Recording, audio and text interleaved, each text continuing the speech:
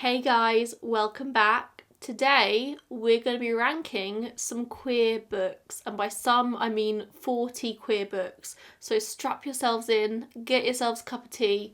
There's a little tiny mark on my camera lens. Hello? Hello, that's better. Get yourselves cozy. This is probably going to be quite a long one. I know I keep doing ranking videos, but I really enjoy making them. And you guys seem to like them. So until you guys start a protest saying, like, stop doing these videos, I'm going to keep doing them. Just saying. If you're new to this channel, hi, I'm Georgia. I read a lot of queer books, like a lot of them. It's pretty much all I read at the moment. I'm going through a bit of a thing. I'm going through something. So we're just going to rank. Some of these I literally read years ago. Some of them I read last month, and then everything in between. So if there's a few of these books, I'm like, I don't really remember this. That's why, but I thought I'd include them anyway, because this is literally every single queer book I've read. And by like queer book, I'm talking about books where the main character and like one of the main parts of the storyline has something to do with queerness, is somebody in the LGBTQ plus community. There were quite a few books where like there were secondary characters that were queer, but it wasn't like part of the main storyline. I didn't include any of those because, don't know, didn't really feel relevant. So let me start my screen recording. How do I do this? What's happening? Okay, we're recording. Right. Welcome to my tier maker list. So our 5 categories today. At the very top we have Would Die For You, as in like I am in love with you, I will die for you book. Best book ever kind of vibes.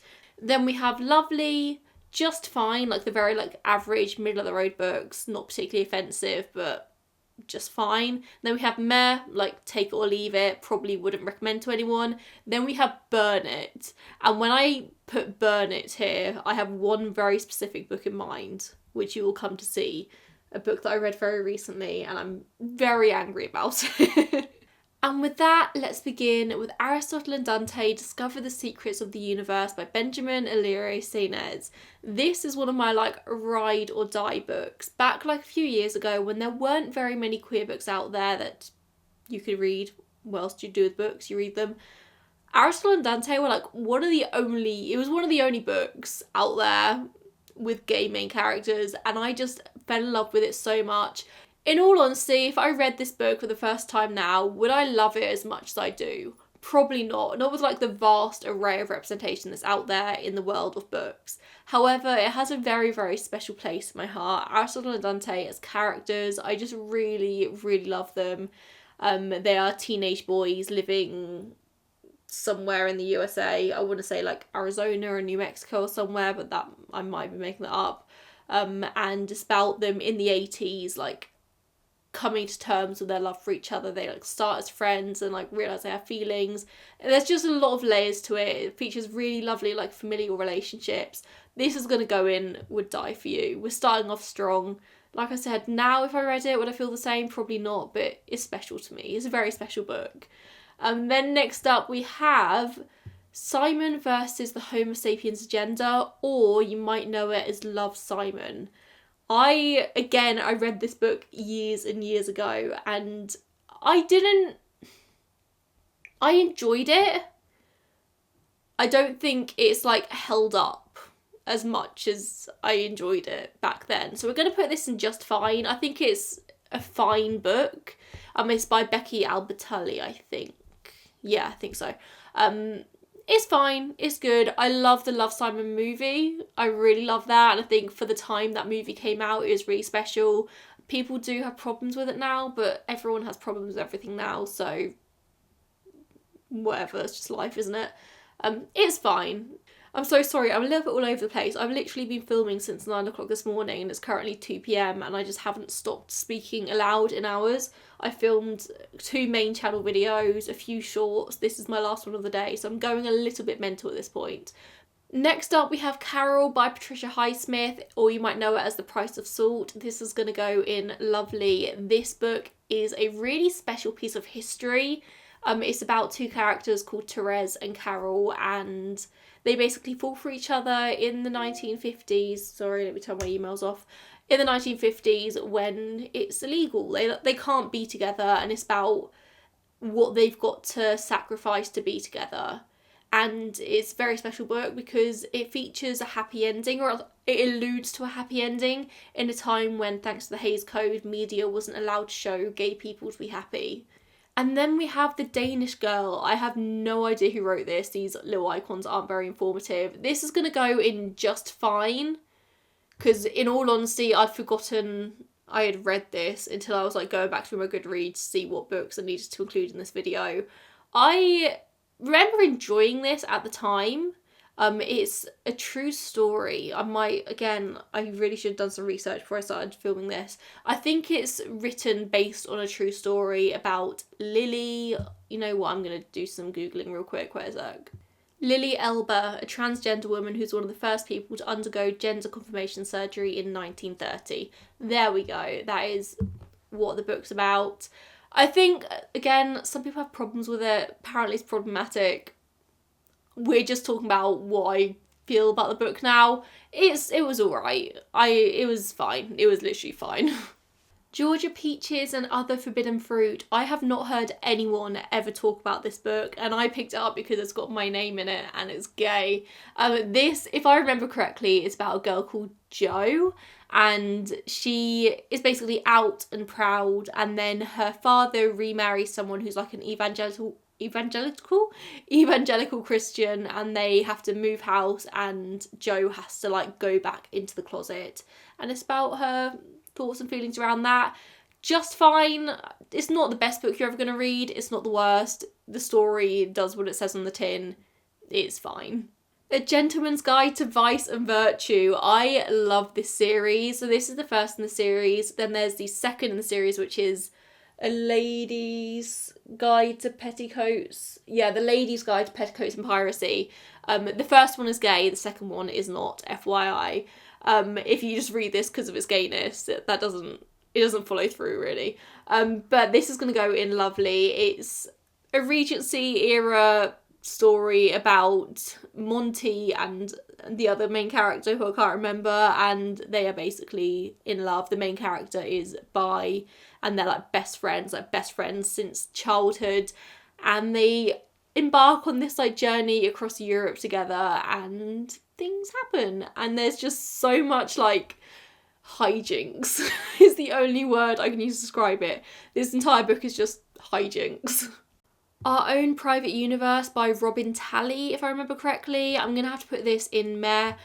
In all honesty, I cannot remember what this book is about. I'm gonna like look on Goodreads for you right now, but just off the top of my head, I could not tell you what this book is about, and I didn't actually read it too long ago. Our Own Private... Oh yeah, I gave this a 2 stars on Goodreads. 15-year-old Aki Simon has a theory, and it's mostly about sex. No, it isn't that kind of theory. Aki already knows she's bisexual, even if until now it's mostly been in a hypothetical sense, blah blah blah. She's got a crush on a girl called Laurie. They go on a church youth group trip to a small Mexican town for the summer, and Aki meets Krista.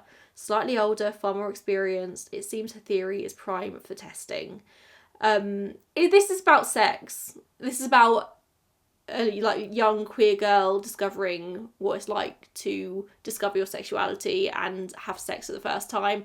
I thought it was very okay. Like, it's fine. It is YA, and it very much reads like that, but like maybe even like too young for YA, if that makes sense. I didn't particularly love this.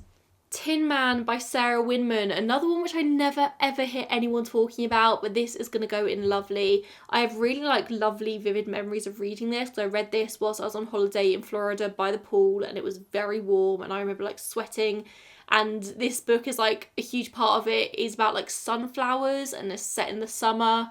It's got like this recurring sunflower motif like running through the whole book. And it just like where I read it, lying in the sun, I really like felt like I was there. This is kind of a historical book about the AIDS epidemic. You've got 2 men who are like undeniably in love with each other, but they can't be together in this time, and one of them ends up married to this woman, and they have this weird like 3-way marriage, but not really a 3-way marriage. They're just very involved in each other's lives, and then all of a sudden one day they just fall apart and they don't see each other anymore. Then one of them gets sick, if I remember correctly, AIDS, and it's just a wonderful exploration of sexuality, this book. The Seven Husbands of Evelyn Hugo by Taylor Jenkins Reid. Do I even need to say it? This is Would Die For You. This actually might be my favourite book of all time that I've ever read. And I know it's like everyone loves this book right now. It's like gone mad on TikTok. I read this ages ago. I fell in love with this book. I will always love this book. I think it is so special.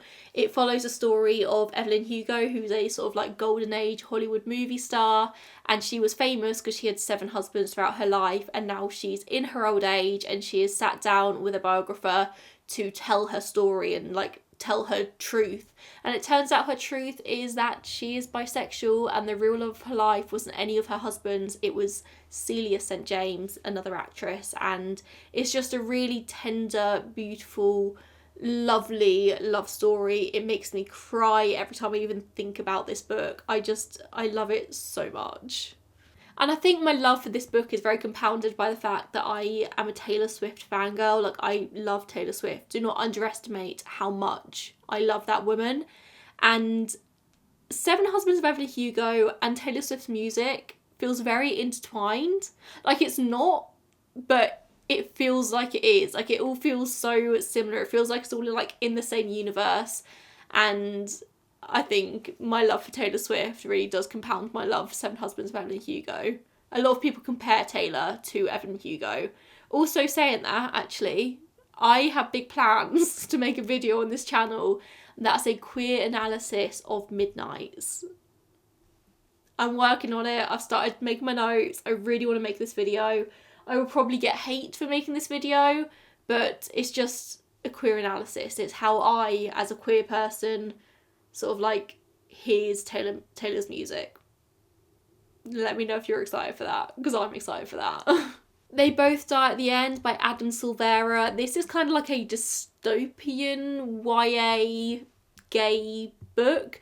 This is going to go in just fine. It's basically a world in which on the day you die, you receive a text saying like you are going to die today, and there's a sort of an app, kind of like a Tinder style app, which people can go onto if they've received the like death day text. They can go on this app and like connect with people and figure out what they want to do with their last day. So these boys called Rufus and Mateo.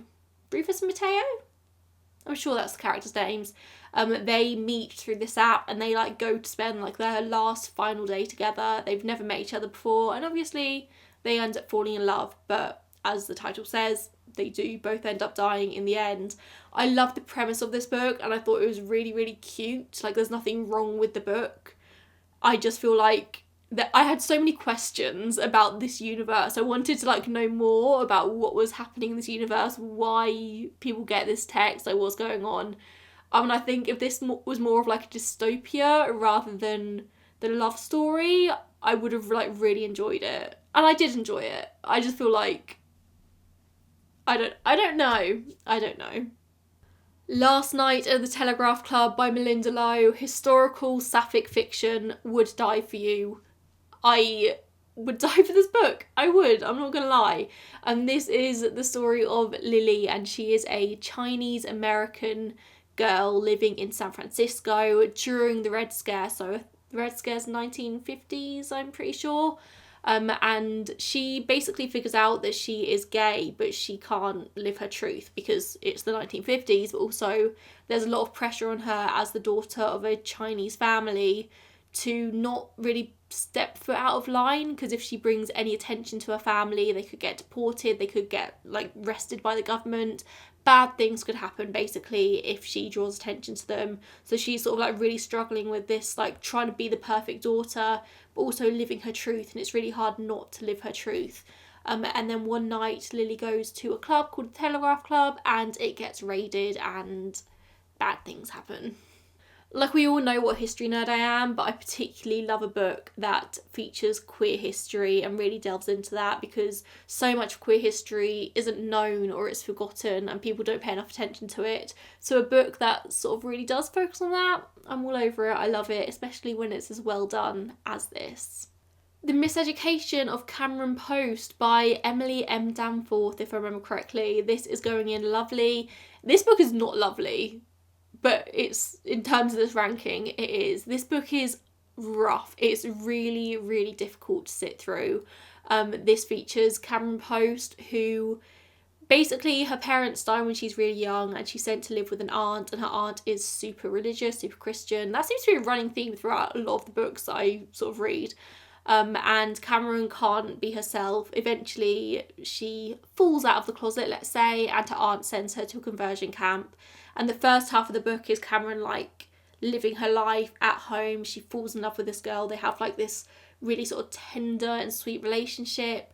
And then she gets found out and just everything falls apart, and she's sent to this conversion camp, and obviously it's really, really rough being there. It's horrible, and she's sort of taught on a daily basis that who she is wrong, and it feels very real, this book. It feels really, really real. I don't know if Emily M. Danforth went to a conversion camp herself. I don't know how she sort of was able to describe it in such vivid detail, but you feel like you're there, and it's a really hard book to get through, but I think it's a really important one.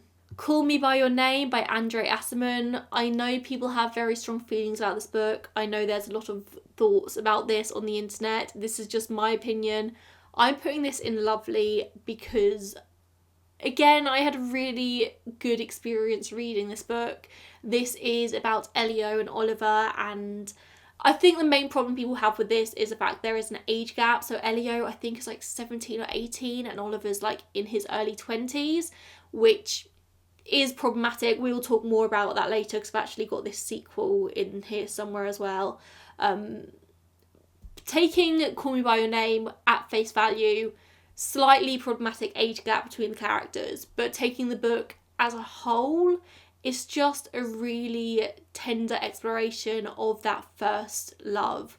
It's a tender exploration of coming to terms with your sexuality, but also it not being too much of like a thing. Leah on the Offbeat, this is going in meh. This is the sequel to Love, Simon, or Simon vs. Homo sapiens gender. This is about his best friend Leah. Leah is not a very likeable character. Again, I read this ages ago, I can't really remember, but I remember vividly not liking Leah as a character. She's bisexual, she's just a bit of a mess, and again, it's YA, it's probably not my target audience, like it's not made for me, but I didn't really care. I didn't really care for Leah. I just didn't think she was a very good person. And I don't think it's one of those books where you're like meant to not like the main character. I think you are meant to like her, but I just found the way she's written really insufferable. So for that reason, it's a meh. And so is Full Disclosure by Cameron Garrett. Now, full disclosure, the author of this book, Cameron Garrett, was only like 18 or 19 when they wrote this book. So you've got to give some props for that. Like, being that young and writing a full book and getting it published, that really is something. My menace about this book comes from the fact that it felt like a book written by a teenager for teenagers, and had I been a teenager when I read it, I might have enjoyed it more, but I read it in my 20s, so I didn't really. It felt very like preachy, which, how am I going to word this? So if I remember correctly in this, the main character is HIV positive, she's got gay dads, she herself is either lesbian or bisexual. I want to say she's bisexual. I'm pretty sure she's bisexual. Her best friend is asexual, her other friend's a lesbian, and just very much felt like Cameron Garrett was trying to throw in every single sort of minority she could from every angle, which is a good thing, don't get me wrong, but the way it didn't feel very natural. And like, in real life, that's not really how life is. Like, there's a straight person somewhere, usually in life, sadly, I know, but there usually is. I just felt like a bit unrealistic, and like, this obviously me speaking as a queer person, it felt very much like, let's just throw everything in and make this like hot pot of queerness. And I think with a topic as serious as HIV, it made it less realistic. I really hope you're getting what I'm trying to say there, because I'm not doing a very good job at wording it. But the book itself is cute. Maybe like it should be like a meh / just fine. Maybe, I don't know, I'm going to keep it in meh. It could go in just fine. I didn't love it. The Heartstopper series by Alice Oseman. This could go in lovely or would die for you. Do I love Heartstopper as much as I love The Seven Husbands of Evelyn Hugo? is the question I should ask myself. Probably not, but only just. We'll put it in lovely, but it's a very high lovely. The Heartstopper graphic novel series features Nick and Charlie. They go to school together, they meet in their form at school, and Charlie is very much out and proud. Nick is a popular rugby kid, and he is not out. He doesn't even realise he's gay, and then he meets Charlie and they fall in love. I said gay, bisexual, Nick's bisexual. And yeah, he basically falls for Charlie and figures out his sexuality from there. It's just a really tender, beautiful love story, which I think anyone from the UK especially can like really relate to it. Like, it feels at its very core a very British story, which I really love, which adds like an extra layer of like relatability to it, I suppose, for me personally. It's just really cute. It's so cute. I love it. Red, White and Royal Blue, which is the first of 3 Casey McQuiston books we have in this video today. Casey McQuiston, by the way, I'm waiting very patiently for you to finish writing your next book, because I want whatever you have, I want it, and I want it now. Red, White and Royal Blue is one of those books that I wish I'd thought of first. It's a love story between the Prince of England and the first son of the United States. And they hate each other first. It's very much an enemies to lovers kind of situation. It's so good. My Policeman by Bethan Roberts. Oh, got something in my eye. Oh. Anyway, that's going in lovely. This book, pure queer trauma. Just trauma in a book, but really well written. It's the story of Tom and Patrick and Marion. Marion is in love with Tom. Tom is gay in the 1950s. Tom is in love with Patrick. Patrick's in love with Tom, but they can't be together because it's the 1950s. So Tom ends up marrying Marion, and it's just heartbreaking. Pure heartbreak. Loveless by Alice Oseman was one of my favourite books I read last year. And I don't know whether to go for Lovely or Would Die For You. It's very much between the two. We'll go for Lovely, but like, no, it's a very high Lovely. This is the story of Georgia, and she is discovering that she's asexual. And I actually think this is the only asexual representation I have in this video. So I really need to get on that. I need to read more books about asexuality. But it's just a really sweet book about discovering how important platonic love is and the importance of friendships, and it's really sweet. The Henna Wars can go in just fine. This is a YA about a Bangladeshi girl who is coming to realise that she is a lesbian. Only Muslim girls, Bangladeshi girls, can't be lesbians, can they? Find Me by Andrea Assiman, the sequel to Call Me By Your Name, and the entire reason we have a burn it category in this video. This book, I am fueled by rage. I read this 2 weeks ago, or even maybe even last week. I must have finished it, and I've just been fueled by a burning rage ever since then. This book should never have been written. This book should not be classed as a sequel to Call Me By Your Name. I am going to have a full video, like a full books review video, where I go really in depth about this. Half of this book, literally half of the book, features Elio's dad, who has now broken up or divorced from Elio's mum, gets on a train and falls in love with a woman who gets on and sits opposite him, who's half his age. And they like fall in love in like a day, but she's half his age, and they're like, yeah, I'm gonna move to live with you in your little Italian town. And then there's like very graphic sex scenes, which I did not need to read about Elio's dad. Like, not ageist, but just like Elio's dad's from Call Me By Your Name. Suddenly you're reading very graphic sex scenes about him. No. And then the second half of the book is mostly about Elio, also in a relationship with a much older man, like his dad's age, and then more graphic sex. And then like the last slither of the book is Oliver cheating on his wife, and then they get together like very briefly at the end. Honestly, don't. I wish I had never read this book, because it has ruined Call Me By Your Name for me forever. Because now I've seen things in my brain that I can never unsee, and I'm very upset about it. Do not read this book. People told me don't read this book. I didn't listen to them. Don't read this book. Rhubarb, do not come in here and throw up. She's licking her lips. She's going to throw up. My cat's just come in. She's going to throw up. Hello, yes. Shall we put you in the bathroom if you're going to throw up? Yeah? I've sent her downstairs, so if she throws up, it's a future me problem. Moving on, we have Honey Girl. This, just fine, I suppose. Honey Girl is about this really type A astrophysicist who's worked her entire life towards getting her PhD, and then she gets her PhD and doesn't really know what to do with her life. So she goes to Vegas, gets really blackout drunk, ends up marrying this girl who she has no idea even what her name is, and then she's stuck and she's married and she's got to figure out what she really wants to do with her life next. Written in the Stars by Alexandria Bellfleur has got to go in lovely. This is a spicy rom-com, like spicy rom-com featuring two sapphic women main characters. Fantastic, so good. Just trashy, sapphic rom-com spice, lovely. Too Pretty to Burn by I think Wendy Hurd can go in meh.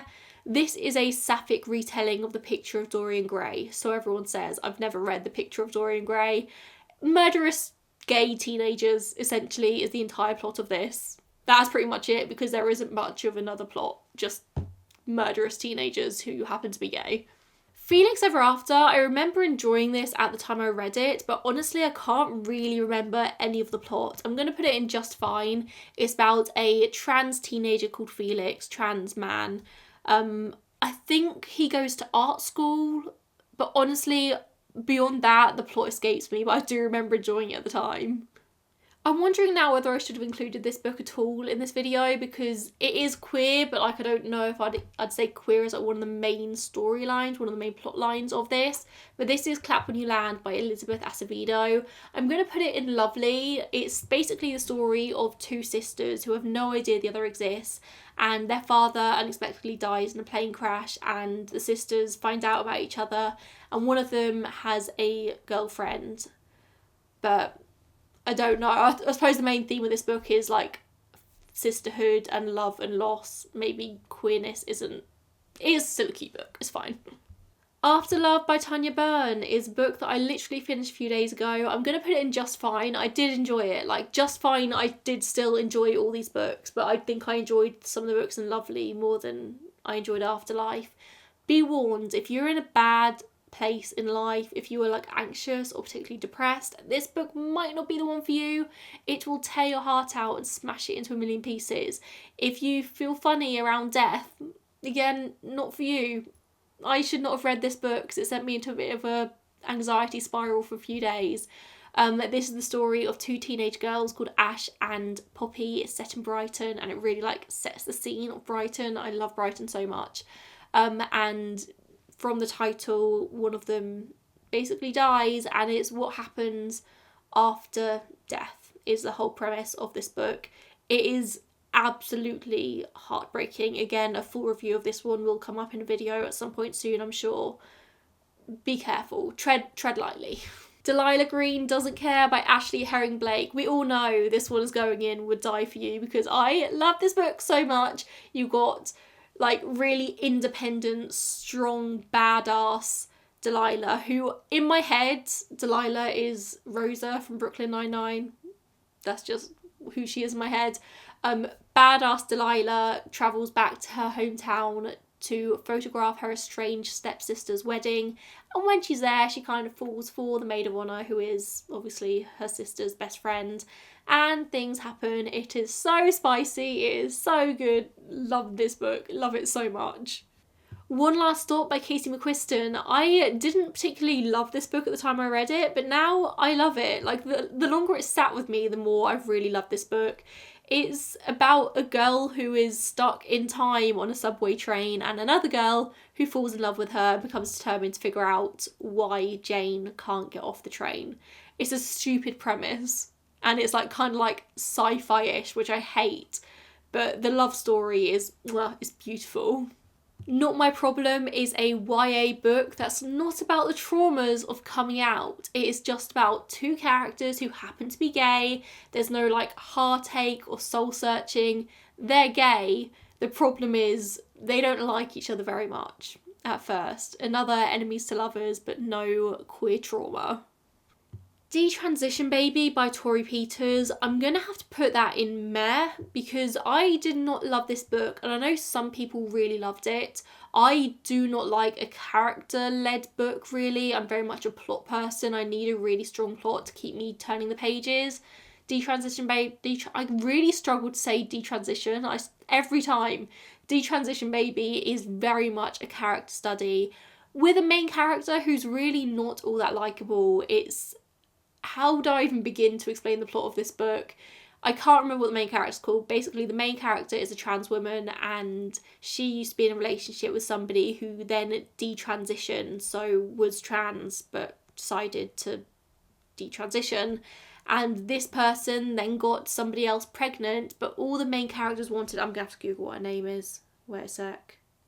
Reese, her name's Reese. All Reese has ever wanted is to be a mum, and now she's basically offered this situation where Reese and her ex, Amy, can kind of raise this baby in conjunction with the mother of the child, and it's weird. It's weird. It's good, it's weird. I didn't particularly love it, but some people really do. Must Love Silence by Lucy Bexley. This is gonna go in meh again. It is just fine. It's about an agoraphobic woman who then gets an offer to go to New York City, then all of a sudden her agoraphobia is like forgotten about, and it's an enemies to lovers. She basically is recording an audiobook, but the author of said book is very picky about what they want, and then they hate each other at first, but then they don't hate each other anymore. It's a very sudden switch from like enemies to lovers. And there's a lot of continuity errors with this book, so I can't put it any higher. Like, it's fine. It's fine. I think I got it in Kindle Unlimited, so, like, it's free. Kind of, so whatever. Aristotle and Dante dive into the waters of the world. This is a sequel to the first Aristotle and Dante book. This isn't as good as the first one, but it's not a letdown like the sequel to Call Me By Your Name. This is going to go in lovely. So now Aristotle and Dante are together, and it's about them exploring what it means to be a gay couple, especially in 1980s America with the AIDS epidemic, and how people like treat them. Their families are very loving and very accepting, but then they go out in the big wild world. Oh my god, go out in the big wide world and people suddenly aren't anymore. It's very much a study of the characters, but it's also plot driven, which I think is what I really love about these books. Like, it goes really deep into who these people are.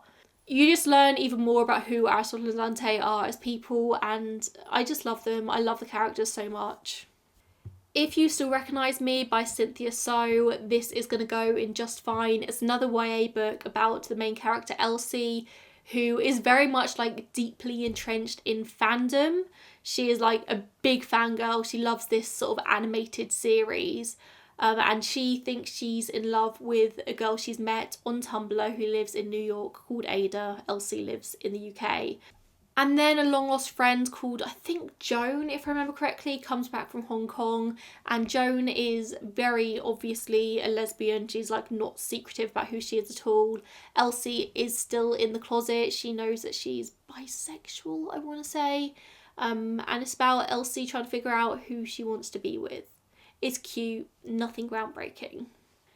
Yerba Buena by Nina LaCour is also going to go in just fine, I think, because this is sort of, you're promised a sapphic love story, but it's not really that. It's the story of two separate women who are very much going through their own things, and the characters don't even meet until quite far into the book. And when they meet, it's obvious their like paths have been like intertwined for a really long time. Like, it was almost fate that they ended up together and they were gonna like meet eventually.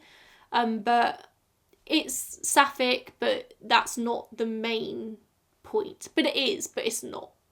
The Song of Achilles by Madeline Miller has to go in the top tier, Would Die For You. This book is worth every single bit of hype it gets. It is so beautifully written. It's a retelling of the stories of Achilles and Patroclus, and it's a gay retelling. It's a gay retelling of Achilles and Patroclus. It's wonderful, it's beautiful, it's heartbreaking. This book will make you cry. I'm yet to find somebody who didn't sob at the end of this book. The final Casey McQuiston entry in this video, we have I Kissed Shara Wheeler. This again is going to go in just fine. This is Paper Towns by John Green, but for the gays. And if you like Paper Towns, you will like this. The only reason I didn't love it is this is Casey McQuiston's first YA book, and I'm 28 years old. I do struggle with YA more as the years go by. Doesn't mean it's a bad book. This is just like my rankings of how much I enjoyed each book. Shara Wheeler is a bit of a bitch, and she has been stringing a lot of people along for a very long time, and basically it culminates where she goes and kisses 3 different people and then disappears and leaves it up to them to find out where on earth Shara has gone. Astrid Parker Doesn't Fail is a sequel to Delilah Green Doesn't Care. It's the second in the series. It's not quite as good as Delilah Green, so I'm going to put this in lovely. Still a very good book, just as spicy, if not potentially even more spicy than Delilah Green. It's about type A, uptight Astrid who meets Jordan Everwood. I can't say it. Jordan Everwood. Everwood. Jordan Everwood. Oh my god. She meets Jordan, basically, and Jordan is very dark and mysterious, and like she's going through some shit. And another enemies to lovers. Apparently, I love an enemies to lovers. It's good. It's just rom-com. It's just light-hearted, silly rom-com. These last 2 books I read in like direct succession to each other, and they both have Kiss in the name, and they're both purple covers, and I keep getting really confused about which one's which. But Kiss Her Once for me is a Christmas-themed rom-com. A sapphic Christmas-themed rom-com, of course. You have... Is it Enemies to Lovers again? No, Fake Dating. This one is Fake Dating. And it's stupid, don't get me wrong, but it is going in lovely because I've really enjoyed it. The main character, whose name I can't remember because there's a lot of books and I can't remember all their names, she ends up in a fake engagement to this super, super rich guy, and he's got his own reasons for like wanting to be in a fake engagement. And they go to the family's cabin over Christmas, and once they get there, the main character, whose name I can't remember, realises that her fiance's sister is the woman that she's been like hopelessly in love with for a whole year, and they've got to work through that. It's so stupid. Like the whole plot is ridiculous, but I just really enjoyed it. And then finally we have It Started With a Kiss by, I think, Claire Lydon. I'm going to put this one in just fine because it was fine. It was good. Sapphic, again, spicy. God, this one's really spicy. About a couple or this pair, they meet and they have a really like hot kiss in the bathroom, and then they're like, we're never going to see each other again, this could be like a one-time thing. And then by pure coincidence the next week they like run into each other again. Like they live opposite sides of the country, but then they run into each other again and a relationship forms from there. It's fine, it's cute. Like if you want to read it, go for it. I think again this was Kindle Unlimited. I think it's cute. There's nothing wrong with it, it's just fine. Anyway, there we go. That is my official ranking of all the queer books I have read. And my aim is to read even more this year. So maybe this time next year I can update this and do another tier ranking of more queer books. That's my goal. Thank you so much for watching. I feel like I've literally been talking all day because I have. How do I even have a voice left? I literally have not stopped talking since 9 AM this morning. But let me know what your favourite queer books ever are. Like, let me add them to my list. Thank you for watching, and I'll see you on the next one. Bye, guys.